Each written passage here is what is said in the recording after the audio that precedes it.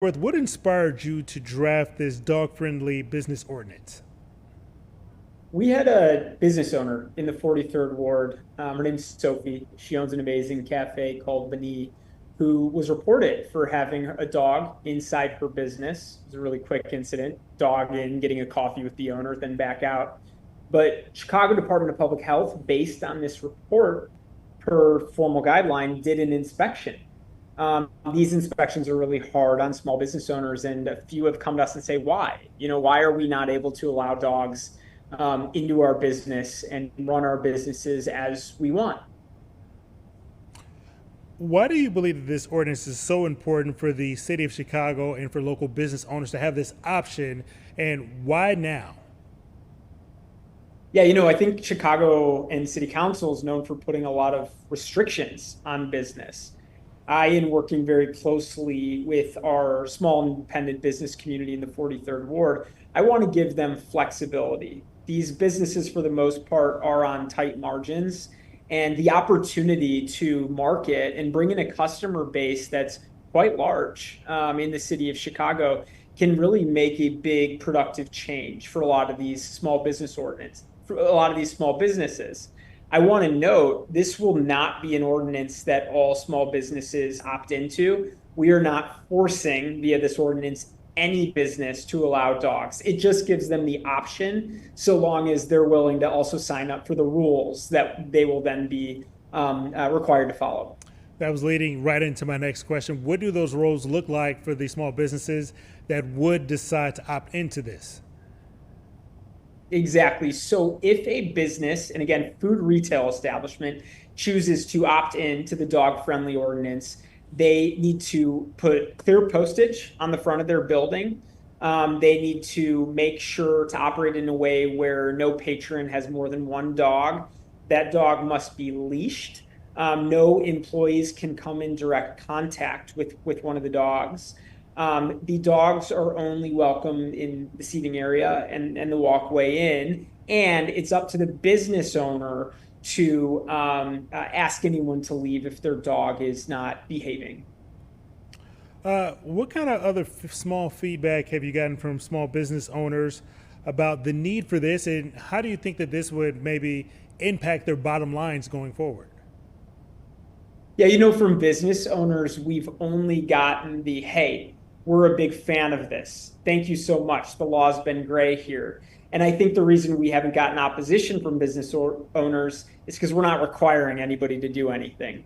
I think amongst Chicagoans, the way that a few newspapers picked up the story at first, and I think that's great. It tells the story, but it didn't outline all the requirements that the businesses would have if they decide to be dog friendly. Chicagoans were nervous that this ordinance would allow dogs to be everywhere. It's never my goal, and it will never be my goal to allow dogs in a fine dining restaurant. Only if that fine dining restaurant owner wants dogs there. But there was just a little bit of lack of clarity on the concept, and I'm introducing this tomorrow. So it has not been introduced yet, and we will therefore begin our formal messaging. Say there's somebody on the opposite side of this, their local neighborhood spot that they've loved for all their years, and maybe they have either a phobia or allergies around dogs. What's going to be done to make sure that their love for that business and flexibility is still included in this proposal as well? Yeah, definitely. And there's strict sanitation requirements of any business that opts into this. They need to sanitize thoroughly any table that a dog has been sat at. Again, it won't make sense for all businesses, but with the small businesses I like to support in my community, I also like to support their owners, right? To build out their business as they want, as a private business ordinance that's put their whole career on the line to open that business. So I do put a lot of trust into the owners of the businesses that I go to. We are crafting and continuing to add to the ordinance to make sure that any unintended consequences are limited. What's been the reaction from other older persons here in Chicago, whether they're for this or against this? What have you heard so far? Although you obviously haven't proposed this just yet. Yeah, it's a busy week with city council tomorrow, no question. But I have gotten a lot of texts already saying, thumbs up, and then there's a dog emoji. There's a lot of support, and we as Oliver people, we're always just trying to figure out creative ways to support our small business community. Really, our commercial corridors in our local neighborhoods are what keep our communities vibrant places to live. And again, with rents increasing, it's hard to hold a restaurant or a cafe in the city of Chicago. My hope is that this ordinance makes it a little bit easier and also makes it so dog owners, a big population in the city of Chicago, also have more flexibility to spend more time, maybe work remote with their pet. Uh, Even with, I know you said there's going to be like some leash and some vaccination requirements. Accidents do happen sometimes. So, who would actually be liable in the unfortunate incident if a dog were to bite a fellow patron? Is that going to be the dog owner? Is that going to be the restaurant? What's going to happen in that case? Always the dog owner, under city code, and that will apply here as well. Say there was a dog bite anywhere, dog owners in the city of Chicago are liable for that offense. And you said that you're going to introduce this proposal tomorrow. What happens next from there? And walk us through, what does that timeline look like?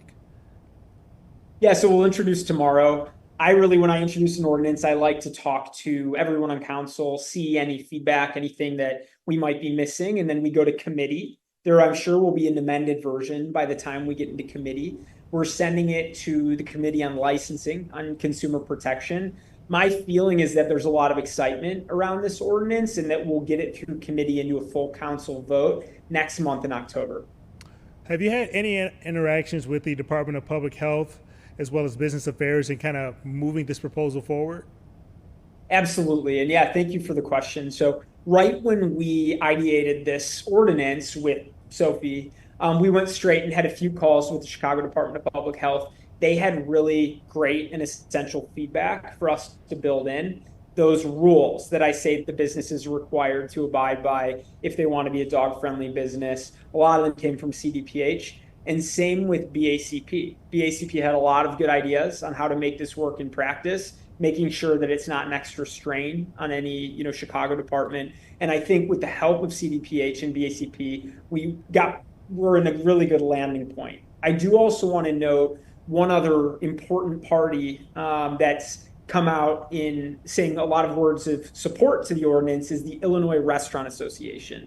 We work hard to support the restaurants in the 43rd Ward here, but thinking about how to support them better in the city of Chicago. And it just means a lot to me that this ordinance has the support of the Illinois Restaurant Association. All right, we're running out of time here. Got one more quick question for you. If this ordinance does pass, would these restaurants be required to have some signage out front that says dog friendly so that patrons know that they could encounter dogs when they enter this restaurant? Absolutely. There needs to be visible posting. And in the next few weeks, I think we're going to put together an example of how that signage can also be made fun and make sure that it's getting the information across correctly.